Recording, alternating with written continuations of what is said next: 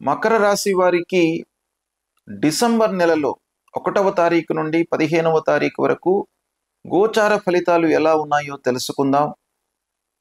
ఈ 15 రోజులు సూర్యుడు, కుజుడు ముఖ్యమైనటువంటి గ్రహాలు అనుకూలంగా ఉన్నాయి మకర రాశి వారికి. బుధుడు అనుకూలంగా ఉన్నాడు. గురువు సప్తమంలో నుండి షష్టమ స్థానంలోకి వస్తున్నాడు డిసెంబర్ 5వ రోజున. అంటే ప్రతికూలంగా ఉన్నాడు. డిసెంబర్ 5 వరకు అనుకూలంగా ఉంది గురు సంచారము. తదనంతరం షష్టమ స్థానంలోకి ప్రవేశిస్తున్నాడు. ప్రతికూలమైనటువంటి ఫలితాలను ఇవ్వబోతున్నాడు. శుక్రుడు మట్టుకు అనుకూలంగా ఉన్నాడు. శనైశ్వరుడు తృతీయ స్థానంలో అనుకూలంగా ఉన్నాడు. రాహు కేతులు ప్రతికూలంగా ఉన్నారు. ఈ విధంగా గ్రహస్థితి ఉంది. అయితే ఓవరాల్గా చూసినట్టయితే మకర రాశి వారికి గతంతో పోల్చినట్టయితే ఈ డిసెంబర్లో తొలి పక్షము బాగా అనుకూలిస్తోంది. చాలా పనులు కలిసి వస్తాయి. తాత్కాలికంగా ఉద్యోగంలో మీరు ప్రవేశించే అవకాశాలు ఉన్నాయి. ఎప్పటి నుండో ఉద్యోగ ప్రయత్నంలో ఉన్నటువంటి వారికి ఈ పక్షంలో ఉద్యోగం లభిస్తుంది. ఇక ఆల్రెడీ ఉద్యోగం చేస్తున్నటువంటి వారికి ఆఫీసు లోపల కూడాను మంచి అనుకూలత ఏర్పడుతుంది. తోటి ఉద్యోగులు, అధికారులు, క్లయింట్స్ వీళ్ళందరితో కూడాను సత్సంబంధాలు ఏర్పడతాయి. మంచి పేరును మీరు సంపాదిస్తారు ఆఫీసులో.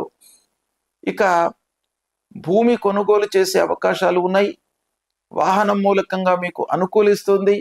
రియల్ ఎస్టేట్ రంగంలో ఉన్నటువంటి వారికి ఈ పక్షం బాగా కలిసి వస్తుంది. మీడియా రంగంలో ఉన్నటువంటి వారికి, బ్యాంకింగ్ సెక్టార్లో ఉన్నటువంటి వారికి, సంగీత సాహిత్య కళాకారులకు ఈ పక్షం బాగా కలిసి వస్తుంది. కొత్త అవకాశాలు వస్తాయి. అయితే పనిలో కొంత ఆలస్యం గోచరిస్తుంది. అయినప్పటికీ మీకు అనుకూలమైనటువంటి రిజల్ట్స్ ఉంటాయి ఈ పక్షం లోపల. కాకపోతే రావాల్సినటువంటి డబ్బు కూడాను మీకు చేతికి అందుతుంది. దగ్గరి వాళ్ళతో మీకు కొంత సత్సంబంధాలు ఏర్పడతాయి. పూర్వం ఏదైతే బంధువు వర్గంతో, స్నేహితులతో, మిత్రులతో, చిన్ననాటి మిత్రులతో ఏదైతే గ్యాప్ ఏర్పడిందో ఈ పక్షంలో మీకు బాగా కలిసి వచ్చేటువంటి అవకాశాలు ఉన్నాయి. వాళ్ళ మూలకంగా మీకు పనులు నెరవేరుతాయి. ఇలా ఈ పక్షంలో మీకు చాలా అనుకూలమైనటువంటి ఫలితాలు గోచరిస్తున్నాయి. ఇకపోతే మీరు తీసుకోవాల్సినటువంటి జాగ్రత్తలు ఏంటంటే, గురువు షష్టమ స్థానంలోకి రావడము కొంత ఆలస్యాన్ని రిప్రజెంట్ చేస్తుంది.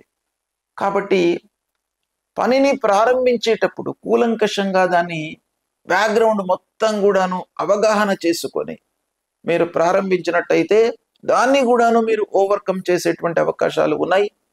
ఇకపోతే గురు ప్రీత్యర్థమై మీరు ప్రతినిత్యం కూడాను ముఖ్యమైనటువంటి ఈ శ్లోకాన్ని పఠించండి.